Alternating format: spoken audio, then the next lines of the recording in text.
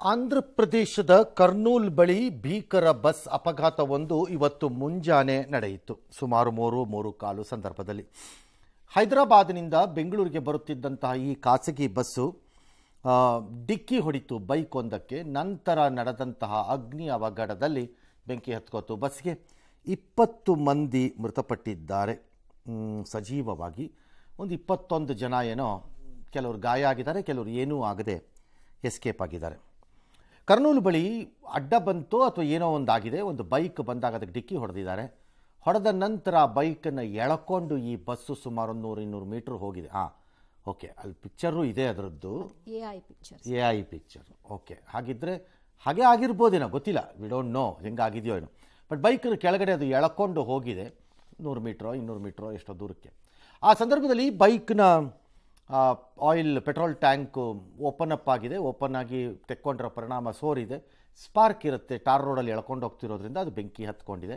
ಅದು ಬಸ್ಗೂ ವ್ಯಾಪಿಸ್ಕೊಂಡಿದೆ.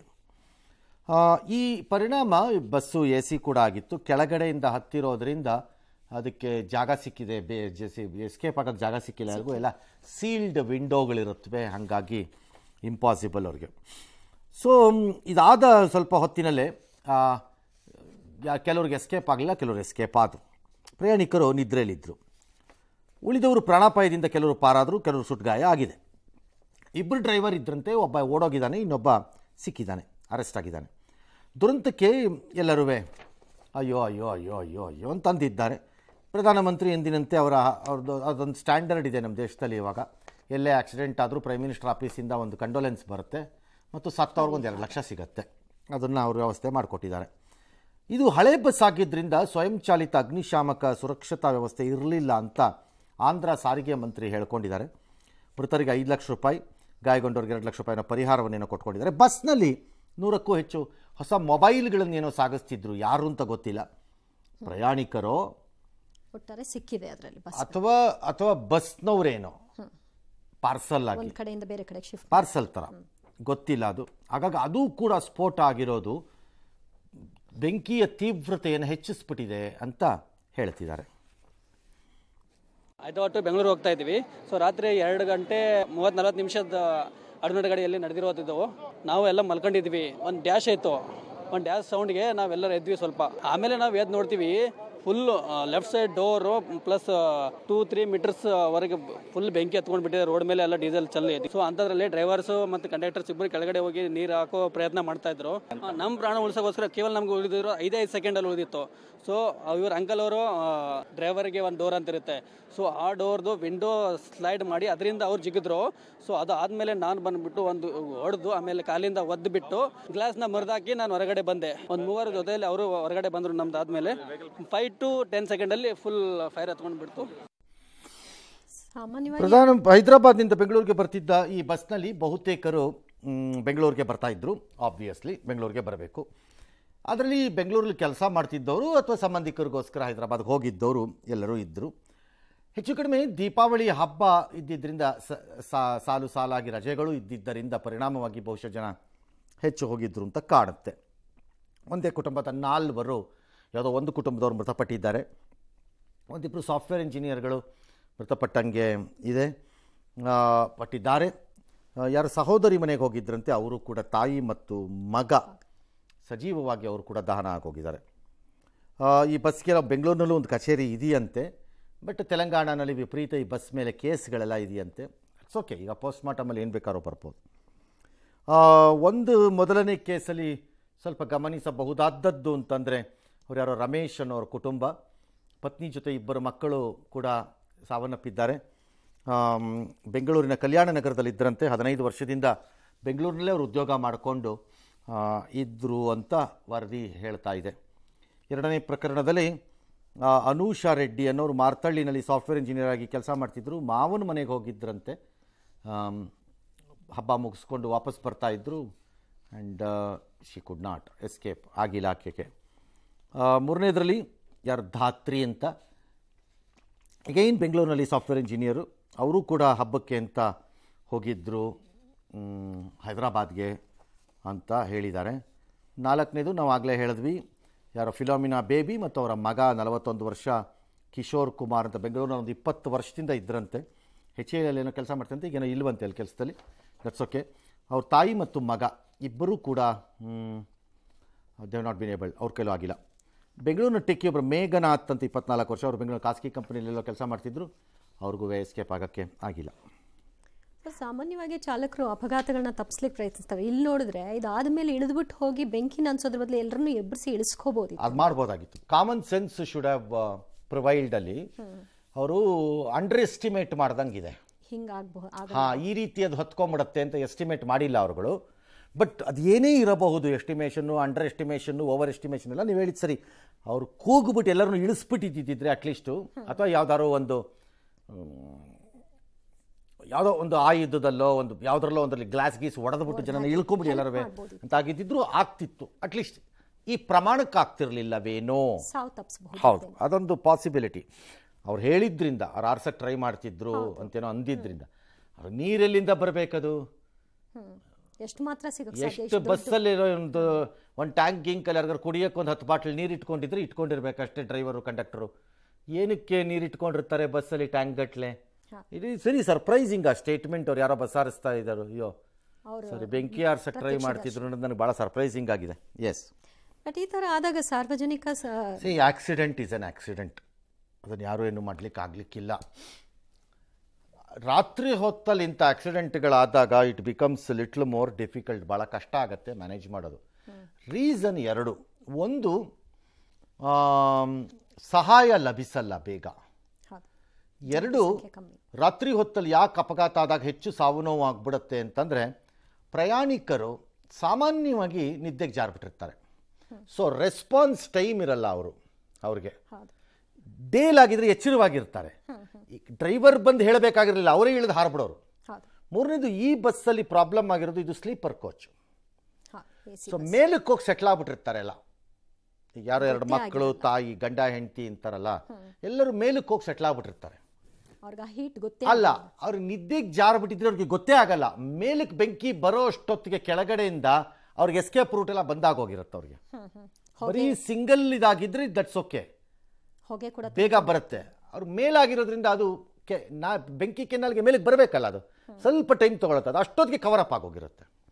3ನೇದು, ಈ ಆಧುನಿಕ ಮಾಡರ್ನೈಸ್ಡ್ ಸ್ಲೀಪರ್ ಕೋಚ್ ಬಸ್ಗಳ ಡಿಸೈನು ನಾನು ಯಾವತ್ತೂ ಅನ್ಕೋತಾ ಇದ್ದೆ, ಇವುಗಳ ಡಿಸೈನ್ ಒಂಥರ ಸ್ಕ್ವೀಸ್ಡ್ ಡಿಸೈನು. ಒಂಥರ ರಸ್ತೆಯಲ್ಲಿ ನೋಡಿದ್ರೆ ಒಳ್ಳೆ ಸಣ್ಣಕ್ಕೆ ಬಳ್ಕೊಂಡು ಹೋಗೋ ಒಂಥರ ಕಾಣುತ್ತೆ ನನಗೆ ಈ ಬಸ್ಸುಗಳು. ಎತ್ತರ ಕಾಣುತ್ತವಲ್ಲಪ್ಪ ಇವಕ್ಕೆ ಇದೆಯಾ ರೋಡಲ್ಲಿ ಆ ಸ್ಟೆಬಿಲಿಟಿ ಇರುತ್ತಾ ಈ ಹೈಟಲ್ಲಿ ಬಸ್ಸುಗಳಿಗೆ? ಸ್ವಲ್ಪ ಹಿಂಗಂದ್ರೆ ಮುಗಿಸ್ಕೊಂಬಿಡಲ್ವಾ ಇವುಗಳು ಅಂತ ನನಗೆ ಯಾವಾಗಲೂ ಅನಿಸೋದು.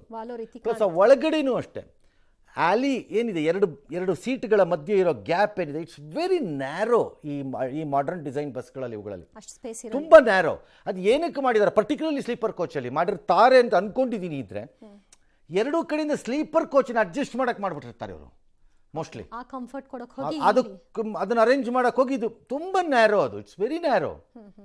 ಏನೂ ಆಗದಿದ್ದಾಗ ಅದು ಸಮಸ್ಯೆ ಅಲ್ಲ, ಏನಾದ್ರು ಆದಾಗ ಪ್ರಾಬ್ಲಮ್ಮು. ಹಾಗಾಗಿ ಆ designs it's an extremely difficult one. ಅದು ನನ್ನ ಪ್ರಕಾರದಲ್ಲಿ ಮಾಡ್ರನ್ ಬಸ್ಗಳಲ್ಲಿ ಮೆಟೀರಿಯಲ್ಸ್ನೇನು ಯೂಸ್ ಮಾಡಿರ್ತಾರೆ, ಹೈಲಿ ಇನ್ಫ್ಲೇಮಬಲ್ಲು, ಬೇಗ ಬೆಂಕಿ ಹತ್ಕೊಳ್ಳುತ್ತೆ, ಬೇಗ ಮೇಲಕ್ಕೆ ಬಂದ್ಬಿಡುತ್ತೆ ಅಂತ ಮೆಟೀರಿಯಲ್ಲೇ ಯೂಸ್ ಆಗಿರುತ್ತೆ. ಕರ್ಟನ್ಗಳು ಮತ್ತು ಸೀಟ್ಗಳು ಎಲ್ಲ ಮಾಡಿರ್ತಾರೆ. ಅದರ ಪರಿಣಾಮ ಏನಾಗುತ್ತೆ, ನಿಮಗೆ ಬೇಗ ಇದಾಗುತ್ತೆ. ಲಾರ್ಜ್ಲಿ ಎಲ್ಲೋ ಒಂದು ಕಡೆ ನಾನು ಇದರಲ್ಲಿ ಗಮನಿಸ್ತಾ ಇದ್ದೆ, ಈ ಬಸ್ಗಳಲ್ಲಿ ಕೆಲವು ಬಸ್ಗಳಲ್ಲಿ ಪ್ರಾಬ್ಲಮ್ ಆಗಿದೆ ಇದು ಅಂತ ಹೇಳ್ತಿದ್ದಾರೆ. ಫ್ಯೂಯಲ್ ಟ್ಯಾಂಕು ಮತ್ತು ಬ್ಯಾಟ್ರಿ ಪೊಸಿಷನ್ 2 ಪಕ್ಕ ಕೂತ್ಬಿಟ್ಟಿವೆ ಈ ಬಸ್ಗಳಲ್ಲಿ ಅಂತ. ಸೊ ಶಾರ್ಟ್ ಸರ್ಕ್ಯೂಟ್ಸ್ ಏನಾರು ಆದಾಗ it can be very dangerous.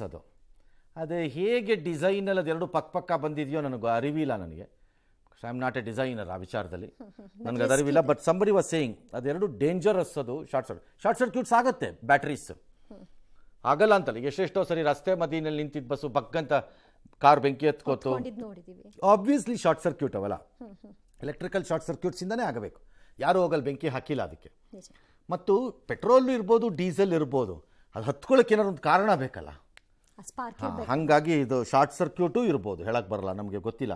But ಈ ಪ್ರಕರಣದಲ್ಲಿ ಅಲ್ಲ. ಈ ಪ್ರಕರಣದಲ್ಲಿ ಬೈಕಿಂದೆ ಪೆಟ್ರೋಲ್ ಜಾರಿರೋದ್ರಿಂದ, ಹೊರಗೆ ಬಂದಿರೋದ್ರಿಂದ ಅಲ್ಲಿಂದ ಬೈಕನ್ನು ಎಳೀತಾ ಇದ್ದಾಗ ಆ ಸ್ಪಾರ್ಕ್ಸ್ ಬಂದು ಬಗ್ಗಂತಂದಿರ್ಬೋದು, ಕ್ವೈಟ್ ಲೈಕ್ಲಿ ಹೇಳಕ್ ಬರಲ್ಲ. ಆಕ್ಸಿಡೆಂಟ್ ಆದ್ಮೇಲೆ ನಿಲ್ಸ್ಕೊಂಡಿದ್ರು ಬಹುಶಃ ಇದು ಆಗ್ತಿರ್ಲಿಲ್ವೇನೋ. ಹಾ. ಆ ಪೋಸ್ಟ್ ಮಾರ್ಟಮ್ಸ್ ಎಲ್ಲ ಈಗ ಅನಿಸ್ತಾ ಇರುತ್ತೆ. ಯಾವುದು ಆಕ್ಸಿಡೆಂಟ್ ಮಾಡಿದ್ಮೇಲೆ ಎಳ್ಕೊಂಡು 300 ಮೀಟರ್ ಹೋಗಿದ್ದಾರೆ ಅಂತಾರಲ್ಲ ಸರ್. ಅಲ್ಲ, ಅದನ್ನ ಈಗ ಏನು ಬೇಕಾದ್ರೂ ಹೇಳ್ಬೋದು. ಅದಾಗದೆ ಇದ್ದಿದ್ರೆ ಏನಾಗ್ತಿತ್ತು, ಈಗ ನೀವು ಹೇಳ್ದಂಗೆ ಡ್ರೈವರು ಕೆಳಗಿಳಿದು ನೀರು ಹಾಕಕ್ಕೆ ಹೋಗದೆ ಜನ ಎಪ್ಸಿದ್ರೆ ಏನಾಗ್ತಿತ್ತು, ಡ್ಯಾಶ್ ಡ್ಯಾಶ್ ಡ್ಯಾಶ್ ಇವೆಲ್ಲ ಪೋಸ್ಟ್ ಮಾರ್ಟಮ್ಸಲ್ಲಿ ನಮಗೆ ಹೇಳೋ ಅಂಥದ್ದೇ ಇದು. ಆ ಕ್ಷಣಕ್ಕೆ ಬಟ್ ಕೆಲವು ಬೇಸಿಕ್ ಇನ್ಸ್ಪೆಕ್ಷನ್ಸು ಇದನ್ನು ಸಾಮಾನ್ಯವಾಗಿ ಈ ಬಸ್ಗಳು ತಪ್ಪಿಸ್ಕೊಂಡಿವೆ ನನ್ನ ಪ್ರಕಾರದಲ್ಲಿ.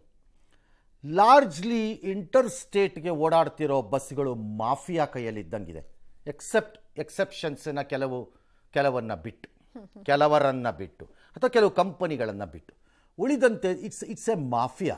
ಅದು ಪಕ್ಕಾ ಮಾಫಿಯಾ. ಅದು ಈ ಮಾಫಿಯಾಗಳು ನಡೆಸ್ತಿರೋ ಈ ಬಸ್ ಇದರಲ್ಲಿ ಅನಾನ್ಸರಬಲ್ ಮತ್ತು ಅನ್ಅಕೌಂಟಬಲ್ ಆಗೋಗಿದ್ದಾರೆ ಅವರು. ಬಿಕಾಸ್ ಭ್ರಷ್ಟಾಚಾರ ಮತ್ತು ಕರಪ್ಷನ್.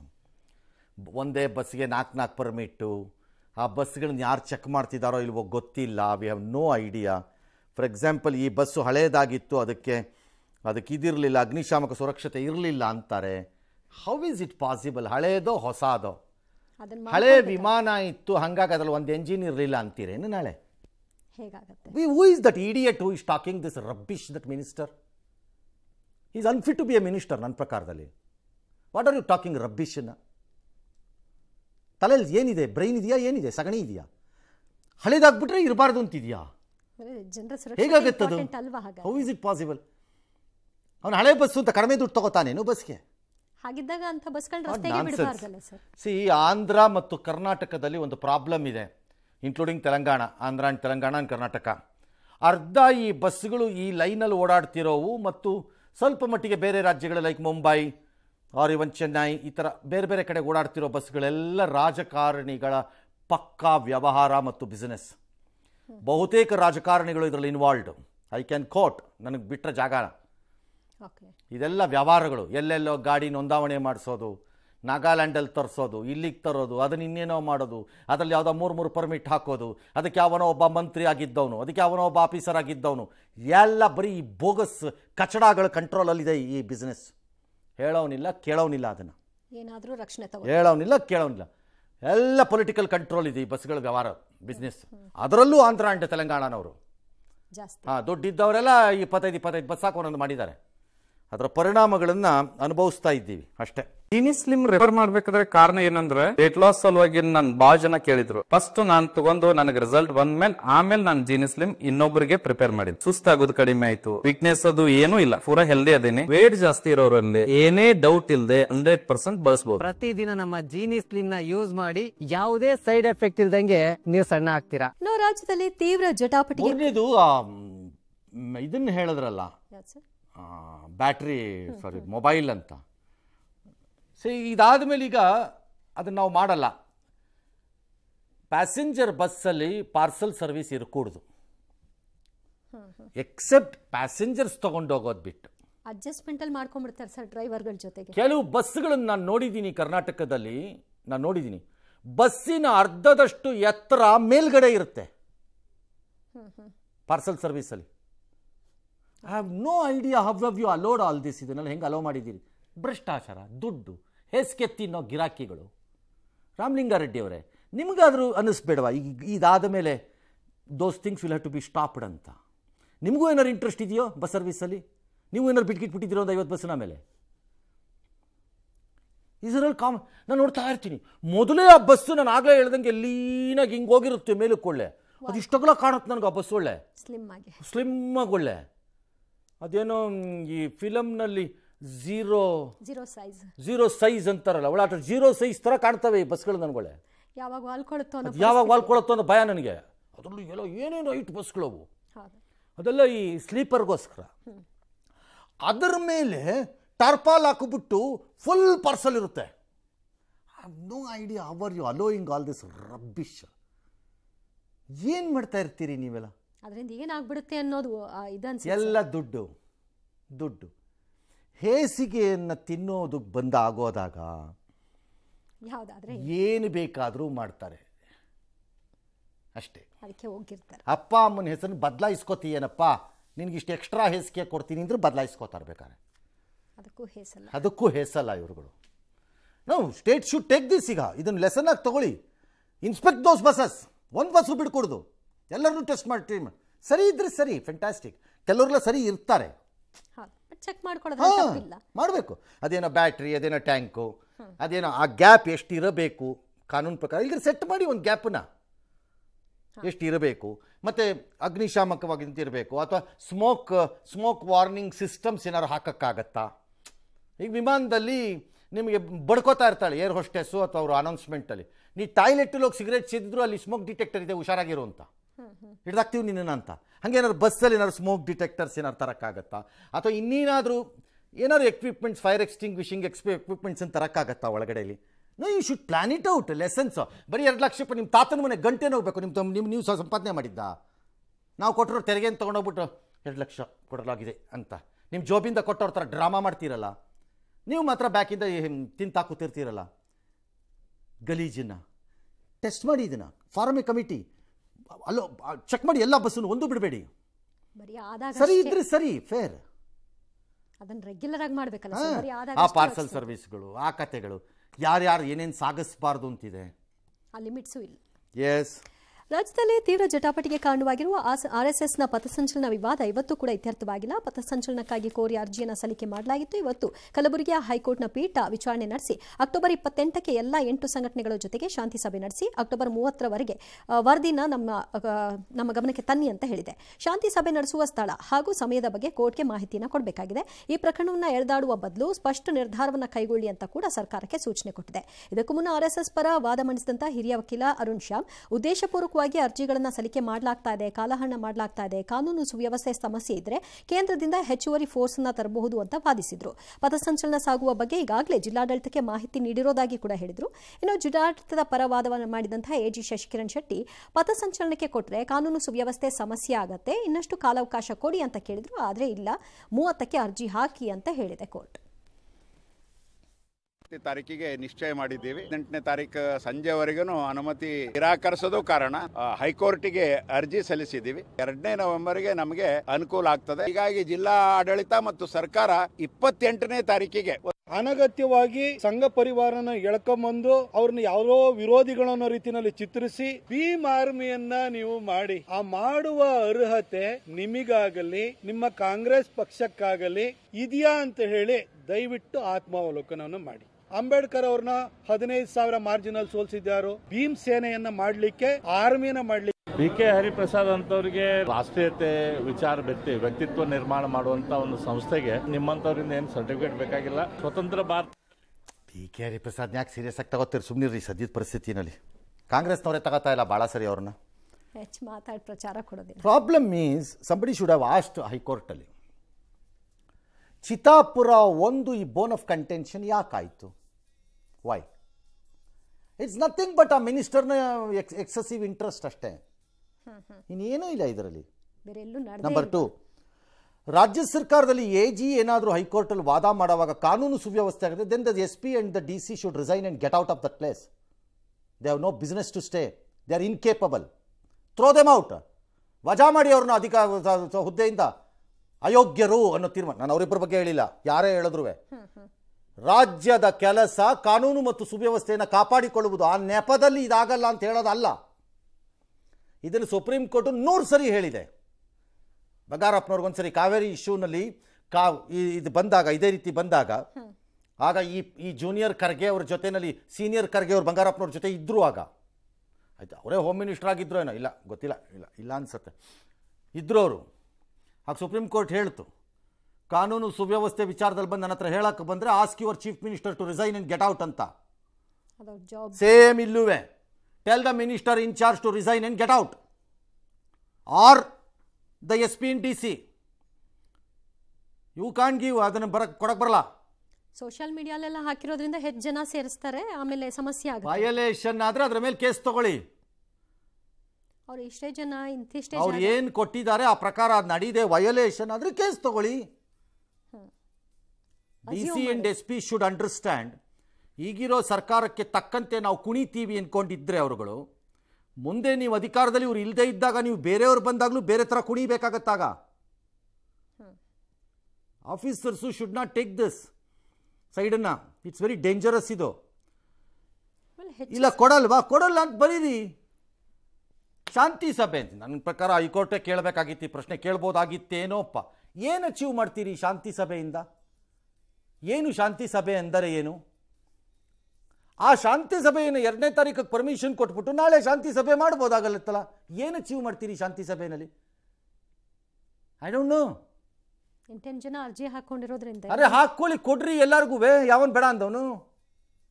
ಪ್ರತ್ಯೇಕ ದಿನ ಸಮಯ ಕೊಡ್ಬೇಕು, ಕೊಡು, ಅಷ್ಟು ಡಿಸೈಡ್ ಮಾಡಿದ್ರೆ ಆಯ್ತು. ಒಂದು ಕ್ಯಾಲೆಂಡರ್ ಹಾಕ್ಬಿಟ್ಟು ಅದಕ್ಕೊಂದು ಸಭೆ ಅವಶ್ಯಕತೆ ಏನಿದೆ ಅದರಲ್ಲಿ? ನಿಮ್ನಿಂದು ಡೇಟ್ಸನ್ನು ಕೊಡ್ರಪ್ಪ ಇಲ್ಲಿ ಅಂತ ಹೇಳ್ಬಿಟ್ಟು ಡೇಟ್ಸ್ ತೊಗೊಂಡು ಕೊಟ್ರಾಯ್ತಪ್ಪ. ಆಮೇಲೆ ಹೆಚ್ಚು ಈ ರೀತಿ ಎಳೆದಾಡಿದಾಗ ಇಂಟ್ರೆಸ್ಟ್ ಜಾಸ್ತಿ ಎಳೆದಾಡೋದಲ್ಲ, ಇದು ವೈಯಕ್ತಿಕವಾದಂತಹ ಜಿದ್ದು, ಅದಕ್ಕೆ ಸೈದ್ಧಾಂತಿಕ ಲೇಪನವನ್ನು ಕೊಟ್ಟುಕೊಂಡು ರಾಜಕಾರಣದಲ್ಲಿ ನಾನು ಏನನ್ನೋ ಸಾಧಿಸ್ತೀನಿ ಅನ್ನೋ ಭ್ರಮೆಗೆ ಪ್ರಿಯಾಂಕ ಖರ್ಗೆ ಬಂದ್ಬಿಟ್ಟಿದ್ದಾರೆ. ಅದಕ್ಕೆ ಸೈದ್ಧಾಂತಿಕ ಲೇಪನ ಕೊಡ್ತಾ ಇದ್ದಾರೆ ಅವರು. For that, good or bad, he will have to answer it. Good ಇರ್ಬೋದು, ಬ್ಯಾಡು ಇರ್ಬೋದು, ಅಷ್ಟೇ. ಇನ್ನು ಎಂಥದ್ದು ಇಲ್ಲ ಈ ಕೇಸಲ್ಲಿ. ಎಸ್.